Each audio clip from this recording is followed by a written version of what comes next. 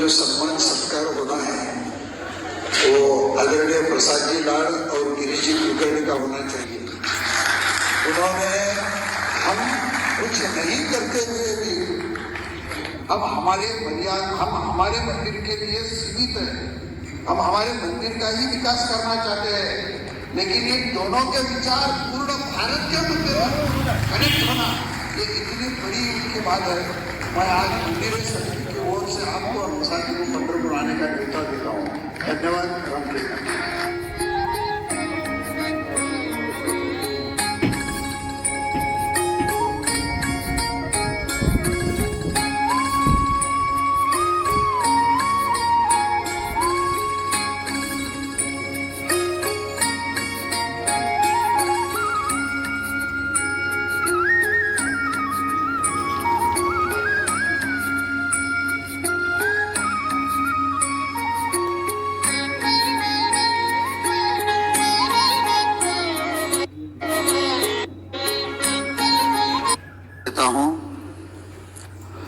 मेरा नाम है गहिनीनाथ महाराज अवसेकर। मैं पंढरपुर ये महाराष्ट्र में का महाक्षेत्र है और उस पंढरपुर का मैं वारकरी हूँ। वारकरी पंढरपुर में वारकरी की दो तरीके से वारकरी होता है, एक बाह्य अंग से वारकरी होता है, एक अंतरंग से वारकरी होता है। जो बाह्य अंग से वारकरी होता है उसके सर पर एक टोपी होती है या उसके सर पर पटका, रुमाल या शमला ये होता है। उसके गले में तुलसी की कंठी होती है, उसके मस्तक पर चंदन होता है, गोपी चंदन जिसको कहते हैं, और उसके मुख में हमेशा पंढरीनाथ भगवान का नाम होता है। और जिस दिन वो माल अपने गले में समर्पित करता है वो प्रभु के चरणों को समर्पित हो जाता है, इसीलिए उसको वारकरी कहते हैं।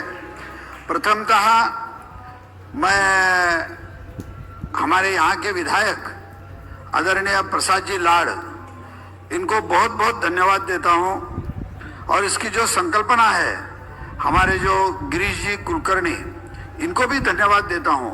इसलिए धन्यवाद देता हूं कि आज महाराष्ट्र से इतने लोग यहां पर आए हुए हैं। हम लोग महाराष्ट्र में रह के एक दूसरों को कभी कनेक्ट नहीं हो पाए, एक लोगों की पहचान नहीं हो पाए, और आज इस माध्यम से आज बहुत लोगों की हमारी मुलाकात हमेशा होते रही है। प्रथमतः मुझे इतना आनंद हो रहा है कि अरिस्टोटल ने कहा है, महात्मा जी ने कहा है कि राजकारण जो करता है उसको अध्यात्म का बल होना चाहिए, उसको अध्यात्म की शक्ति होना चाहिए, वो अध्यात्म पढ़ना चाहिए। वो king must be A philosopher, राज्य करता ये तत्वज्ञानी होना चाहिए।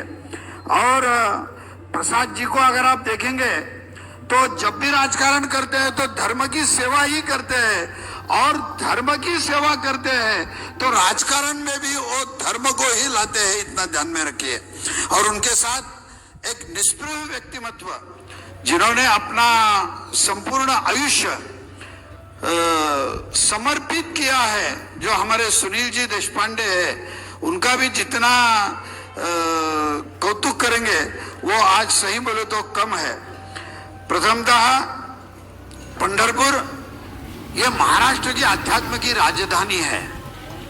पंढरपुर में जैसा जगन्नाथपुरी में एक रथ यात्रा को 15-15 लाख 20-20 लाख लोग रहते हैं, वैसे ही पंढरपुर में आषाढ़ मास में जो एकादशी होती है, देवशयनी एकादशी जिसको कहते हैं, उस एकादशी को पूर्ण महाराष्ट्र में से कम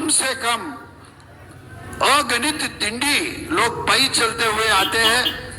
उनको वो लोग किसी व्यवस्था की अपेक्षा नहीं करते हैं, वो लोग किसी संरक्षण की अपेक्षा नहीं करते हैं, वो सिर्फ प्रभु के ऊपर भार डाल के चलते हैं। हमें कौतुक है कि महाराष्ट्र शासन हो, केंद्र शासन हो, या जितनी भी मानवता को सहयोग करने वाली संस्थाएं हो, वो सब लोग वारकरी के लिए अतिशय परिश्रम लेके उनको कष्ट न होना, इसके लिए बहुत बड़ी व्यवस्था वो लोग करते हैं, उनको देना उतने धन्यवाद आज हम कम है। पंढरपुर में ऐसी व्यवस्था है, आज अगर आप विश्वनाथ जी के दर्शन को जाएंगे तो चारों बाजू से आपको दर्शन की व्यवस्था हो सकती है, लेकिन पंढरनाथ भगवान के दर्शन को जब आप जाएंगे तो उनके चरण दर्शन की व्यवस्था है।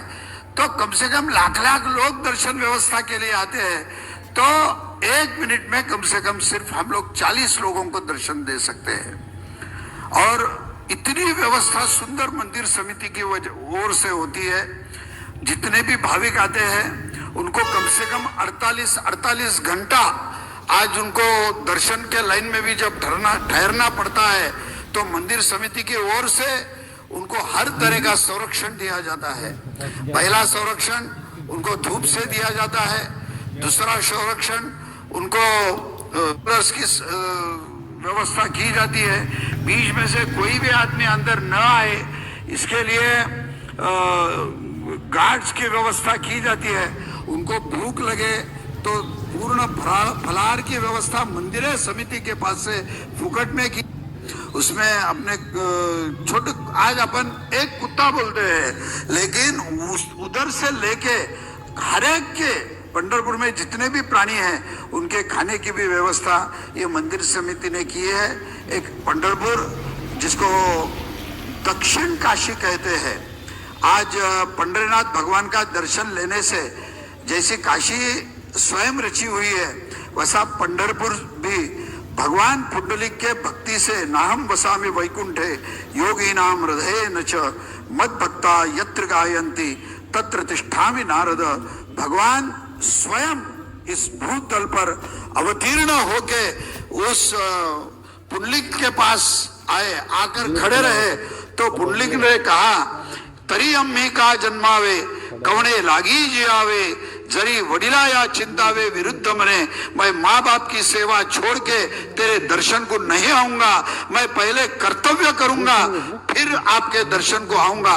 इसीलिए पुंडलिक जी ने एक ईंट भगवान के लिए फेंकी थी। आज भी प्रभु उस ईंट पर ही खड़े हैं। ऐसा कहते हैं युगे 28 विठवरी उभा वामांगी रुखमाही दिश दिव्य शोभा।